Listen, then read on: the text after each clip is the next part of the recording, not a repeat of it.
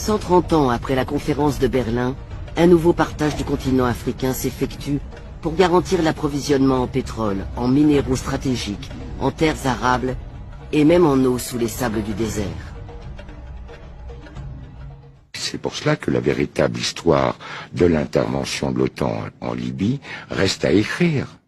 Mais elle découle de cette affaire non, mais pas du tout, financement. parce que la France à elle seule ne pouvait pas mener cette intervention. Les Britanniques aussi y ont été associés. Il fallait qu'il y ait les États-Unis qui ont été associés, l'ensemble des pays de l'OTAN, même la Norvège y a été associée, le Qatar y a été associé, les Émirats Arabes Unis y ont été associés, l'Arabie Saoudite y a été associée. Mais vous avez été au cœur du système libyen, vous avez été au cœur de l'État libyen. Oui, mais je vais vous dire pourquoi. Je vais vous dire pourquoi.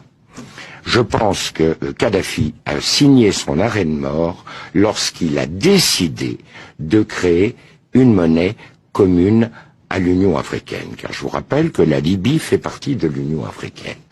Que le siège de cette banque, de la banque qui devait émettre cette monnaie, avait déjà été fixé au Cameroun.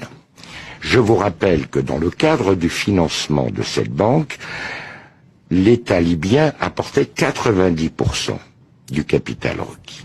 Ce qui permettait ainsi à l'Union africaine de sortir des griffes, ou des pays membres de l'Union africaine, de sortir des griffes des bailleurs de fonds internationaux dont l'aide repose sur le dollar. Ça a été pour lui une erreur cardinale. Car à partir du moment où il a pris cette décision... C'était en quelle année ? C'était en 2008-2009. Car à partir du moment où il a pris cette décision, il a heurté de front les intérêts des États-Unis et du dollar américain. Et vous avez un deuxième élément.